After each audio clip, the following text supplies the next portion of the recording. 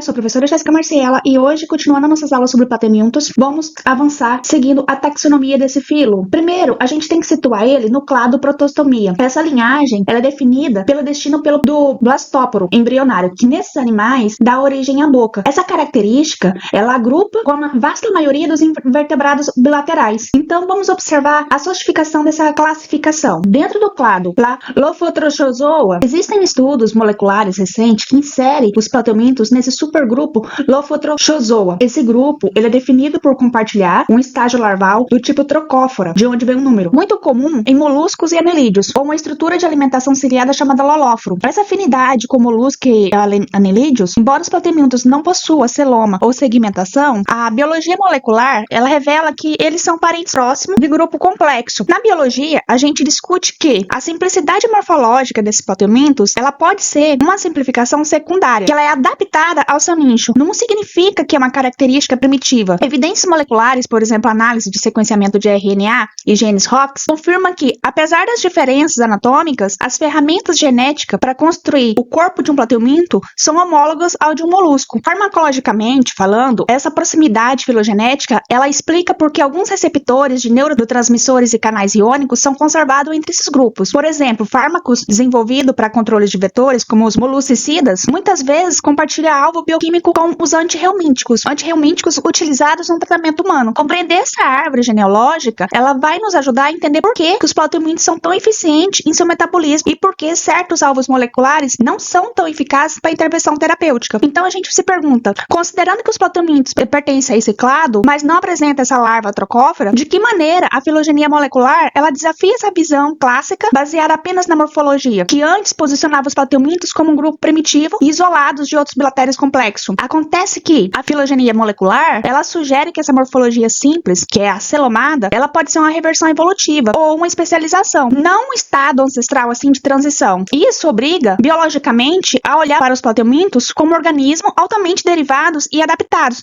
e não como degraus evolutivos incompletos. Se os platelmintos compartilham esses ancestrais comuns com os moluscos, como que esse conhecimento sobre essa fisiologia nervosa e os canais iônicos desses parentes pode auxiliar no desenvolvimento de novos fármacos que não causem toxicidade cruzada no hospedeiro humano, um deuterostômio, que é o nosso caso? A resposta é o seguinte: como os platelmintos e o molusco são filogeneticamente distintos dos humanos por deuterostomia, eles possuem subtipos de receptor, como os receptores de glutamato, ativados por cloreto, que não existe em nós vertebrados. Então, farmacologicamente, explora essa distância filogenética para garantir que esse fármaco tenha toxicidade seletiva, atingindo apenas o parasita sem afetar nós, humanos.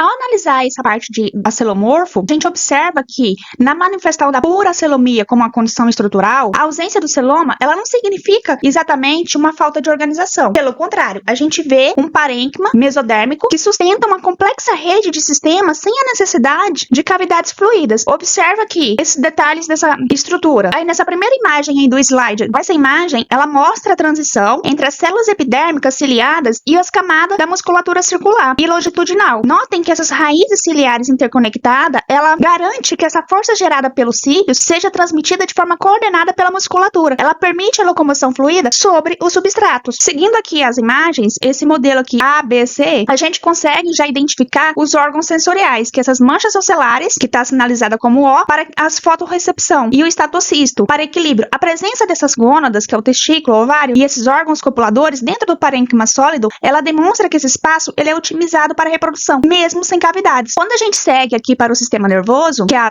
essa última imagem, A, B, C e D, a gente percebe que nesse organismo existe um plexo nervoso submuscular e cordões longitudinais que convergem para esses glândulos cerebrais. O estatocisto, que é o diagrama C e D, são soluções adaptativas fundamentais para o estatólito, dentro da cápsula que permite que esse animal detecte a gravidade e se oriente espacialmente. Então, essa configuração basal é o fundamento do sucesso evolutivo desse filo. Para a ciência, esses organismos eles são janelas para o surgimento da bilateridade. Farmacologicamente falando, eles representam a base da sinalização neuromuscular, que tentamos interromper quando em caso de espécie parasita. Em suma, a gente pode observar que essas figuras nos dão embasamento para afirmar que a acelomia, ela impõe limitações fisiológicas severas, mas os acelomorfos, eles responderam a essa condição com soluções adaptativas brilhantes. Observe que nós temos uma rede sensorial anteriorizada e uma ultraestrutura ciliar que compensa essa ausência de sistemas orgânicos compartimentados. Eles são praticamente basicamente o nosso ponto zero, para entender como essa vida bilateral se organizou antes da invenção do celoma. Então, para consolidar esse bloco inicial, a gente podemos concluir que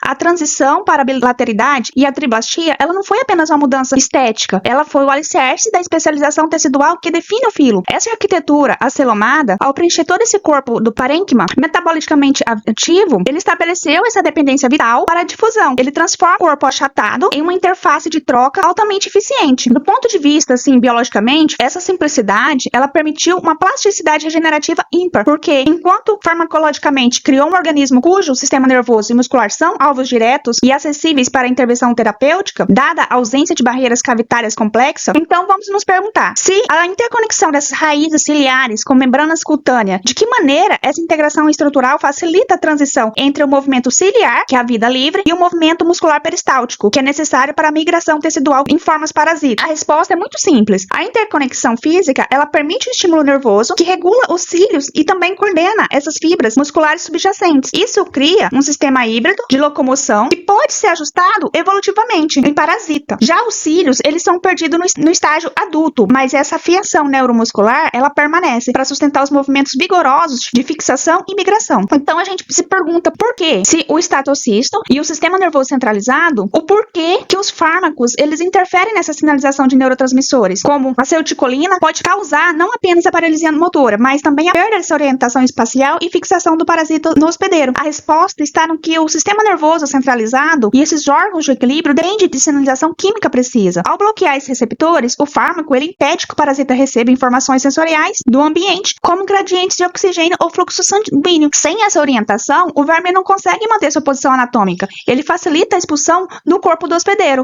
Então, qual que é a lógica geral da classificação dos patelmintos? Biologicamente falando, para essa prática, crucial é a gente entender que a classificação não é apenas uma lista de nomes, ela é um mapeamento de toda uma história evolutiva dessas adaptações metabólicas. Observe que os pontos de ruptura nessa lógica tem o vida livre e o parasitismo. A gente, historicamente, dividia o filo em 4 blocos. Tubelária, que são os vida livre, trematoda, monogênea e cestoda, era os parasitas. No entanto, o critério histórico, baseado na presença de cílio e essa complexidade de ciclo de vida, ele apresenta limitações severas por ser puramente descritivo. E também temos a questão do parafiletismo de tubelária. Biologicamente, precisamos ser precisos. A classe tubelária, ela é um grupo parafilético. Isso significa que a gente agrupa as planárias apenas por elas não serem parasitas. A gente ignora algumas linhagens de vida livre que são mais aparentadas com os parasitas do que entre si. Dentro do clado Neodermata, a sistemática moderna foca na simaporfia real, que é o surgimento do Neodermata. Esse grupo monofilético